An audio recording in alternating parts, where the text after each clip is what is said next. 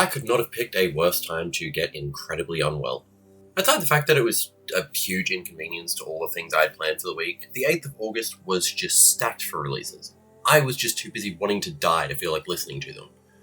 I spent the week mostly obsessed with Soft Spot by Hotting Barner when I could be bothered, although I played God Does Like Ugly in the background a few times. But Willoughby Tucker, I'll Always Love You felt like something I should be fully ready to listen to. I don't know, I feel an obligation to make sure that I'm giving the artist in question the full opportunity to have their artistic vision really impact me in the way that they intend. And also maybe I feel a little guilty about not being super crazy about Preacher's Daughter. Actually, I'm not super crazy about Ethel Cain in general, although I do think she's an artist that lends herself to critical analysis really well. I thought about writing about Perverts when it came out earlier this year, mostly because I loved Punish as a single.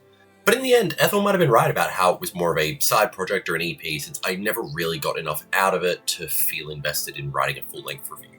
But even though that video didn't come out, the fact that I wanted to write about it is weird, right? I do not spend a ton of time on YouTube. I like writing, I like editing, and uploading videos is fun, but it's also just a hobby. I don't release very many videos, and when I start writing, I usually want to make sure I'm talking about a project or an idea that I'm genuinely very passionate about. So what is it about Ethel Cain that keeps me genuinely invested in the canon, even when I'm not historically a massive fan of her actual output? I wasn't sure what it was, but then she randomly got blocked by Lana Del Rey on Instagram, and for some reason that was the light bulb going off above my head. People know who Ethel Cain is. Like, as in, I feel like it would not be that difficult to find someone who's at least heard of her name around, like, your workplace or neighborhood or whatever. At least that's the impression I tend to get. I'm not saying she's like a pop megastar, obviously, but when Lana did all that call-out stuff, I thought it was a bit weird. I never felt like she was punching down. Maybe that's on me and my false perceptions. Lana is a way bigger star than Ethel. She's got hits and huge collaborations and way more people just generally streaming her music, but Ethel can hold her own. If she was fighting Phoebe Bridgers for whatever reason, it'd be a fair contest, that's all I'm saying. The thing that surprises me is that this fact was so inherently true in my mind. Lana Del Rey and Phoebe Bridgers and Ethel Cain make similar brands of music on the surface, except Ethel's track lengths are like twice the size of those two. A&W and Venice Bitch are Lana's outliers. Well, American Teenager is one of the shortest songs on Preacher's Daughter at like 4.5 minutes. It's insane. I mean, this is the woman who just dropped like a 90-minute harsh-ish weird drone EP, and whose mainline projects are always way more expansive and slow-moving. I mean, hell, 3 of the 10 tracks on Willoughby Tucker are instrumentals. And I know her stuff's not as expansive as some like super like long-winded post-rock bands out there can get, but in my head it's like if Swans had a million teenage girls reposting clips of them on Instagram fan pages and gotten a feud with Mitski. Ethel's whole aesthetic, as well as the fact that she goes by the name Ethel, probably didn't help. It's easy to get confused about her standard of popularity when for the first few months after hearing her name I still wasn't entirely sure what position the religious aspects were meant to be taking. As for Willoughby Tucker and what I expected from it, who knows?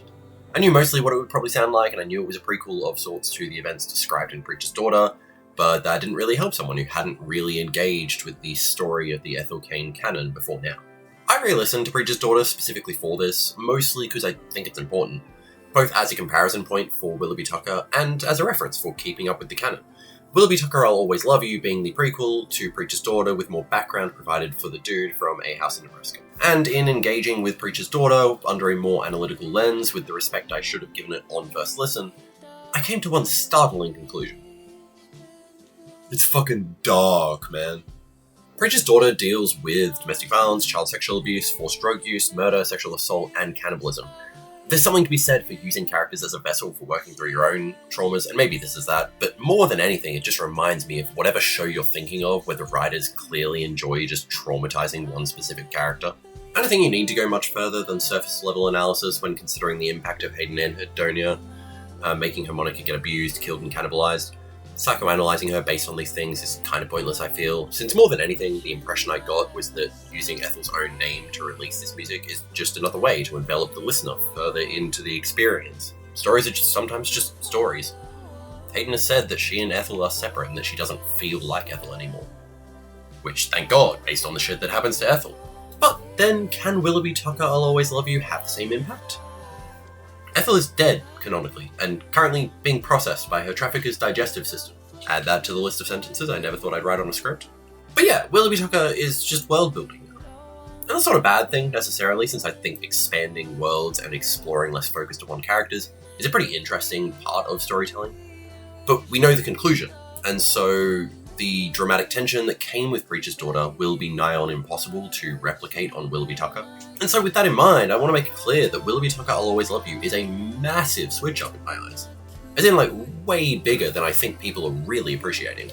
Preacher's Daughter was fundamentally a horror story. It's a project that revolves around telling the story of the most just messed up shit possible with a miserable ending and a very unnerving tone. Willoughby Tucker just isn't that. Sure, it's got similar sounds sonically, Ethel Cain's gonna make Ethel Cain music and all that, but Willoughby Tucker is a bittersweet tale of regret of two people who loved each other but just didn't end up together. Both are sad stories, but they're so tonally distinct in spite of it that I really can't pair them together in my head. And I think making that switch up work is something that Ethel Cain should be commended for, regardless of what you think of the album's actual music. Between the reckless abandon and desire to be one with Willoughby on lead single Nettles, and the intense emotional understanding of one another they begin to arrive at on A Knock at the Door, Ethel's sophomore project is far more character-driven, as opposed to the more plot-driven Preacher's Daughter. Is that better? Depends on your preferences, I guess, but what I do know is that I found it way easier to get invested in Ethel's storytelling this time around. This is an interesting universe with deep, enriching characters that I really do give a fuck about.